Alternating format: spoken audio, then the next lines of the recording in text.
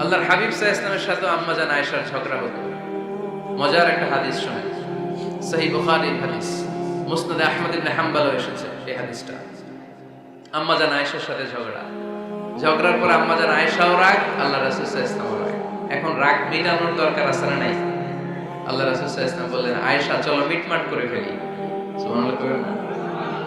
চলো মিটমাট করি।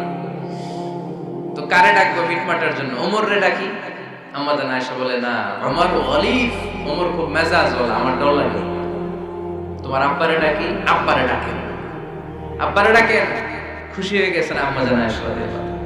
আবু বকর রাদিয়াল্লাহু চলে আসলেন, দাঁড়ালেন। এবার বিষ্ণু ইসা ইসলাম বললেন, তাতাকাল্লিমিন আও আতাকাল্লাম, কি ঘটছে আমাদের মাঝে, তুমি বলবা না আমি বলবো?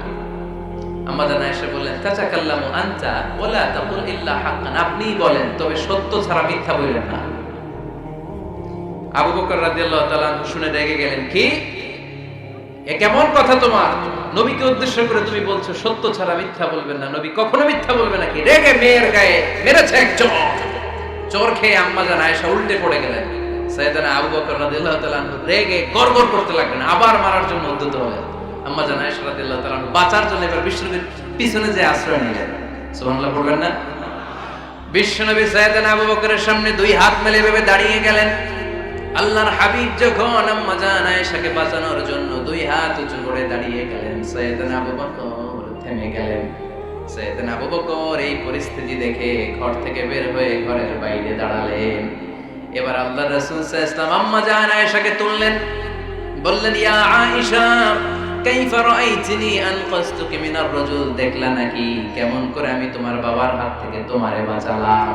আজকে আমি যদি সামনে দাঁড়িয়ে না বাঁচাতাম, তোমার বাবা তোমারে একেবারে মেরেই ফেলতো। সুবহানাল্লাহ পড়ে। দেখছো আয়েশা, আমি বাঁচাইলাম তোমারে, আমার সাথে ঝগড়া করো, আমি বাঁচাইলাম। এই কথা শুনে আম্মা জান আয়েশা রাদিয়াল্লাহু তাআলা লজ্জায় পড়ে হেসে দিলেন। সুবহানাল্লাহ পড়বেন না? এত আস্তে সুবহানাল্লাহ। লজ্জায় হেসে দিলেন।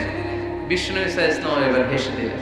দুইজনের হাসাহাসি শুনে বাইরে থেকে আবু বকর রাদিয়াল্লাহু তাআলা আনহু হাসির আওয়াজ শুনে অবাক, কি রে এতক্ষণ যুদ্ধ, এখন আবার হাসি কেন? হাসে দেখার জন্য সাইয়েদনা আবু বকর রাদিয়াল্লাহু তাআলা আনহু ঘরের ভেতরে ঢুকলেন। ঢুকে দেখেন আম্মা জান আয়েশাও হাসে, বিশ্বনবীও হাসে, সাইয়েদনা আবু বকর হেসে দিলেন। আরশের উপর থেকে খুশি হয়ে গেলেন কে?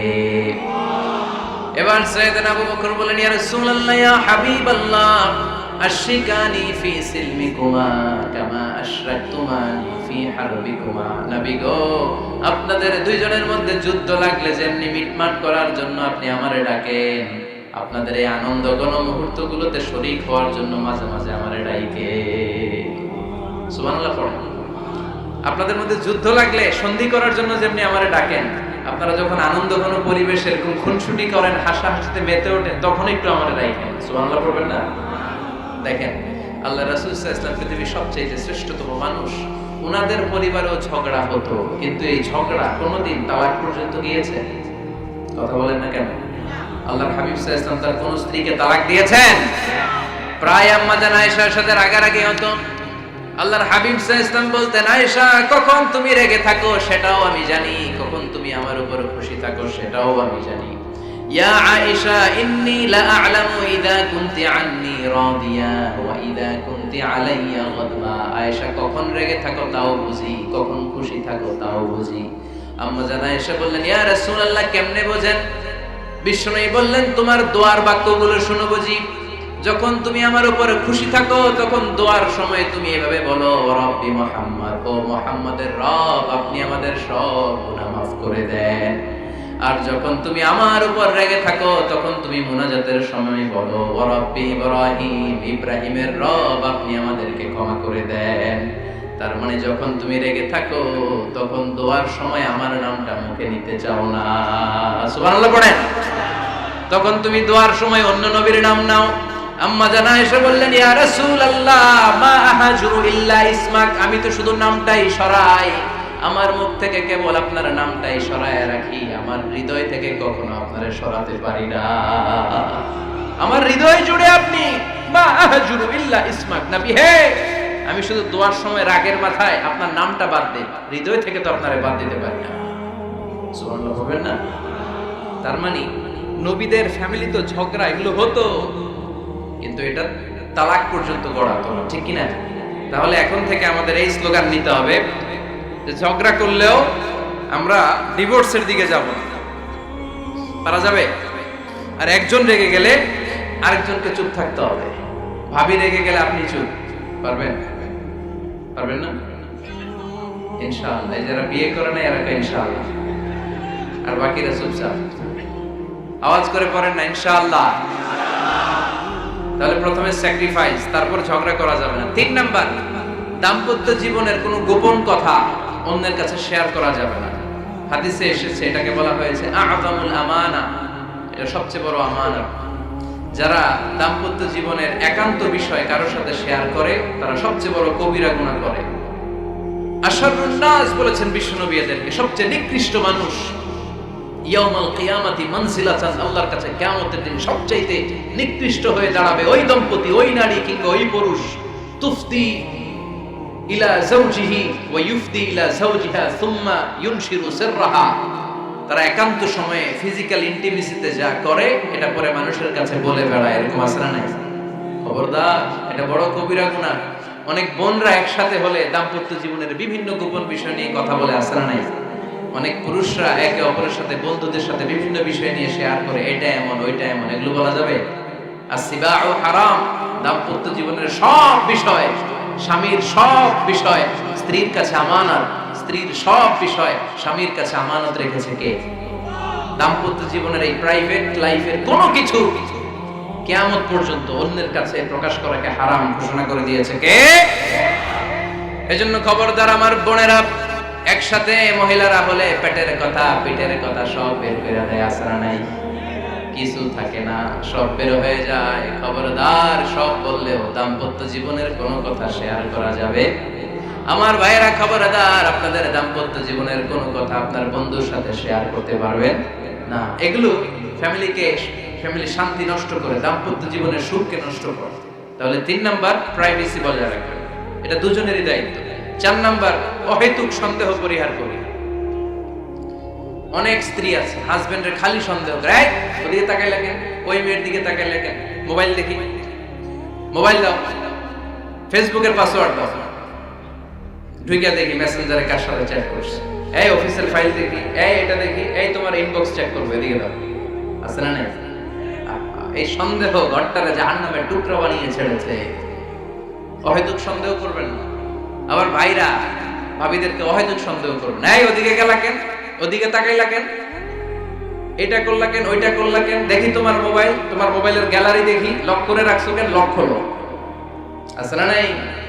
অহেতুক সন্দেহ ফ্যামিলিটারে জাহান্নামের টুকরা বানিয়ে দেয়। হ্যাঁ, ভ্যালিড কোনো অপরাধ যদি স্বামী করে ফেলে, ভ্যালিড কোনো অপরাধ যদি স্ত্রী করে ফেলে, পরকীয়ার কোনো বিষয় যদি প্রমাণিত হয়, বসেন, কনসাল্ট করেন, একে অপরের সাথে কথা বলেন, জিজ্ঞেস করেন। কিন্তু অহেতুক, আমি অনেক ফ্যামিলি এরকম দেখেছি, আমার কিছু বন্ধুকেও আমি দেখেছি যে এদের অবস্থা খুব খারাপ, খালি সন্দেহ করে। আছে না নাই? এই সন্দেহের রোগটা বড় রোগ, এই রোগ থেকে বেরিয়ে আসতে হবে। অহেতুক সন্দেহ করা যাবে না। 5 নাম্বার, হাজব্যান্ড ওয়াইফের দায়িত্ব হচ্ছে একে অপরের সহযোগী হতে হবে, সহকর্মী। আল্লাহর জান্নাত পাওয়ার ক্ষেত্রে একে অপরের সহযোগী। আপনি একা জান্নাতে যাবেন, ভাবি জাহান্নামে, এটা আপনি চান? জি না, আওয়াজ নাই আমগো গলায়। আপনি এটা চান? ভাবি একা জান্নাতে যাবে, আপনি যাবেন না, এটা ভাবি চায়? চায় না। তাহলে গেলে একসাথেই যান না, একসাথেই যান, একসাথেই যাবেন, আলাদা না।